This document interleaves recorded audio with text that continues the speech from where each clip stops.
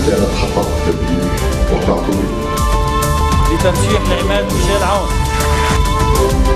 المعارضة السورية هي بتحدد من يمثلها.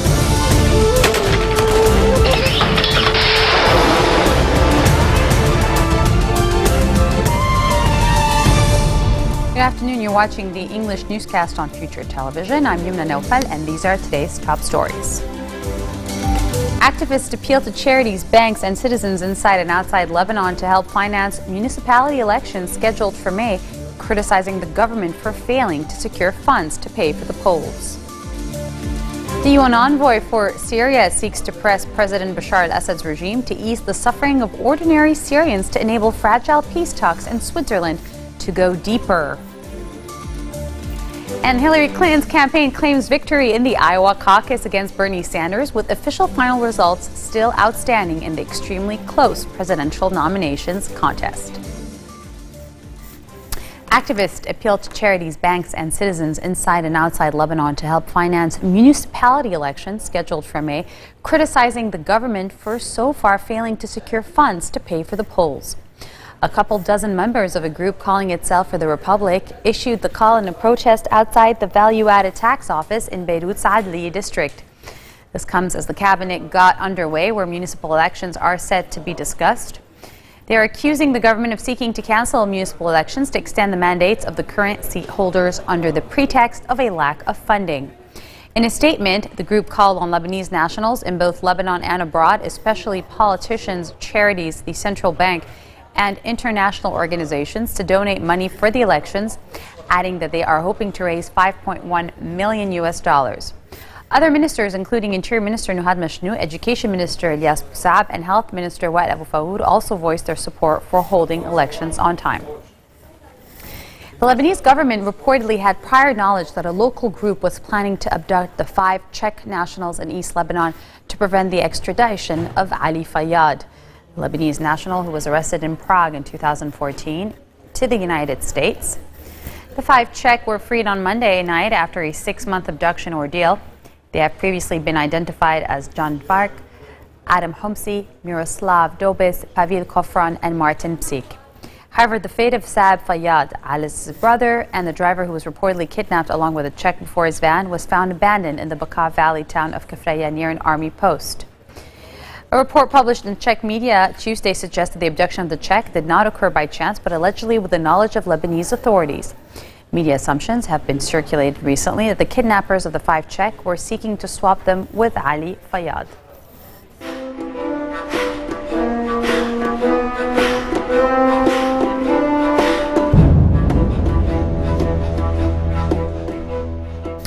The UN envoy for Syria is seeking to press President Bashar al-Assad's regime to ease the suffering of ordinary Syrians to enable fragile peace talks in Switzerland to go deeper. Stefan de Mistura declared that indirect negotiations between Assad's government and the main opposition umbrella group to seek an end to Syria's brutal civil war had finally begun in Geneva. But the High Negotiations Committee and the main opposition umbrella group remains skeptical, insisting that the regime allow humanitarian access to besieged towns, stop the bombardment of civilians, and release prisoners. In an apparent gesture of goodwill, Syria's government on Monday agreed in principle to allow aid into 3 besieged towns. One of them is Madaya, where 46 people have died of starvation since December. Syrian government forces have taken several key villages north of the city of Aleppo as they press an advance that could break a long-running rebel siege of 2 Shia villages. Syrian state news agency Sana said government troops backed by pro-regime militants had restored security and stability to the village of Hadatnin. The capture was also reported by the Syrian Observatory for Human Rights, a Britain-based monitor which said government forces had also seized part of the nearby village of Ratyan. The advances come after regime forces backed by Russian airstrikes seized 2 other villages in the area on Monday. Observatory chief Rami Abdurrahman said the capture of Ratyan and 1 smaller village could allow regime forces to effectively break the siege on Nobul and Zahra, a long-standing government goal. Abdurrahman said the government advance was being aided by dozens of airstrikes by Russian forces who entered the conflict in late September, seeking to bolster President Bashar al-Assad's government. He said more than 15 regime fighters and over 20 rebels had been killed in the fighting since Monday, but had no specific toll. The government advance comes almost exactly a year after a similar regime offensive aimed at reaching Nubul and Zahra and severing rebel supply lines into Aleppo city. The city has been divided between government control in the west and rebel control in the east after fighting there began in mid-2012. Coming up next, the World Health Organization says that it is gearing up to combat the outbreak in Latin America linked to the Zika virus. Stay with us, we'll be right back.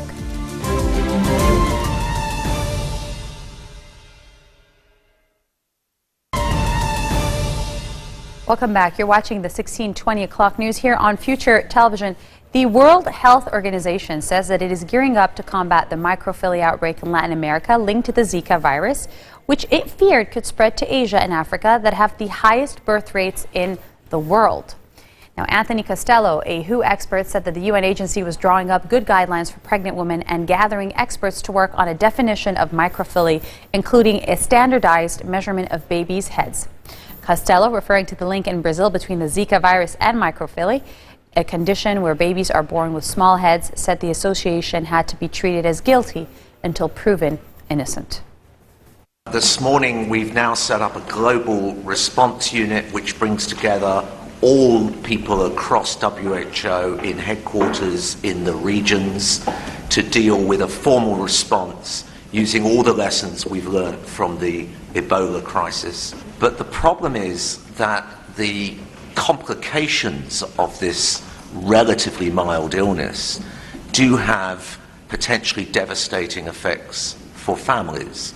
To have a child with microcephaly and to have a tenfold increase in numbers and the potential for spread, not just across Latin America, but into Africa, into Asia, which have the highest birth rates in the world, we believe is a matter of public health concern and constitutes an international emergency. You're right, there's no trade or travel ban being issued from WHO, but we are putting as a number one priority is vector control. So the first thing that needs to go out is to advise women, particularly women who are pregnant or at risk of pregnancy, to take every possible measure for personal protection against being bitten by mosquitoes.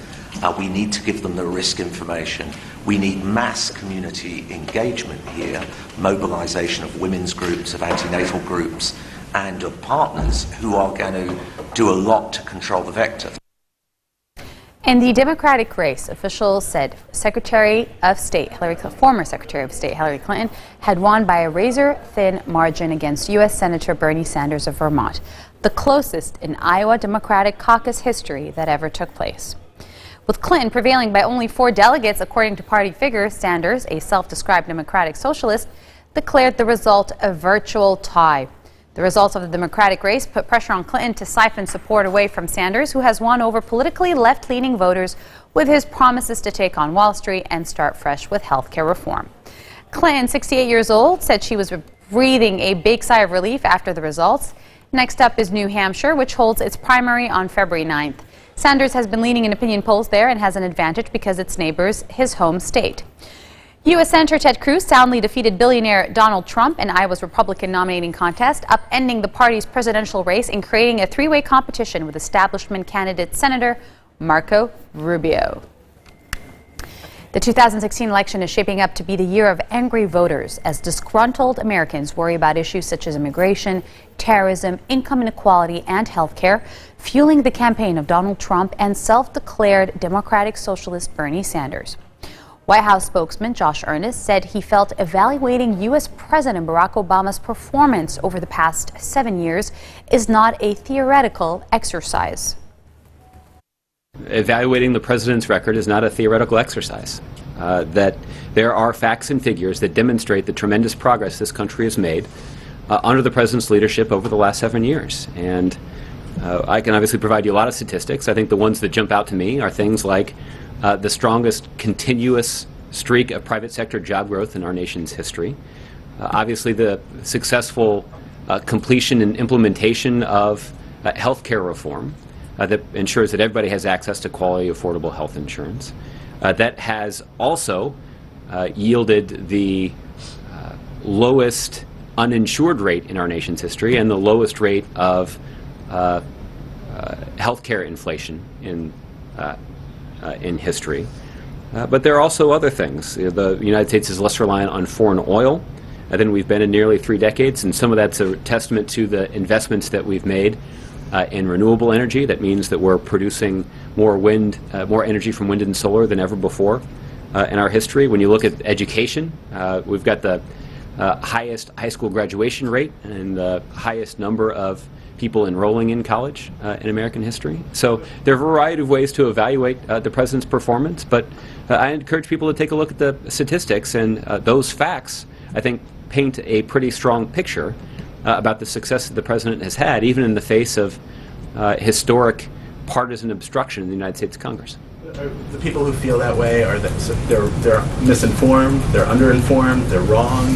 The people who feel that way, willing to accept it. I think the people who feel that way are entitled to their own opinion, but should also consult the facts and consider the important progress that our country has made under President Obama's leadership. And Mr. Trump is not the only Republican presidential candidate to suggest that a religious test should be imposed on individuals entering the United States. So the kind of rhetoric that we've seen from Republicans didn't just emanate from Mr. Trump. We've seen that from a variety of candidates. And it has, unfortunately, infected our political debate in a way that doesn't reflect the values that are so central to the founding of our country. And so I think this would be an appropriate venue for the president to make clear that Muslim Americans make a valuable contribution to the success of our country, and that the protections that allow Muslim Americans to worship God according to their traditions in this country are sacrosanct, and that no one, whether they're a political candidate or not, should feel like it is acceptable to somehow put those religious freedoms at risk. An 85-year-old grandmother and a fisherman from Greece's Lesbos island, along with Hollywood actress Susan Sarandon, have been nominated by Greek academics and the Hellenic Olympic Committee for the Nobel Peace Prize. The 3 nominees were chosen to symbolically represent the behavior and attitude of Greece, organizations, and volunteers towards the huge refugee crisis. Last year, Greece was the main gateway into Europe for more than 1 million people fleeing war, persecution, and poverty in countries like Syria, Iraq, and Afghanistan. Greece, stretched to its limits after years of economic depression, has struggled to cope with the refugees. Locals and foreign volunteers like elder Emilia Kambisi, 40-year-old fisherman Statis Valiamos, and actress and activist Sarandon fill the void. Kambisi, herself the daughter of refugees, shot to fame in her senior years after she was photographed bottle-feeding a Syrian baby with 2 of her friends last autumn.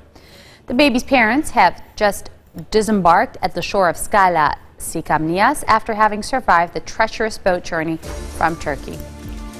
This marks the end of our bulletin for today. Now for a reminder of our headlines.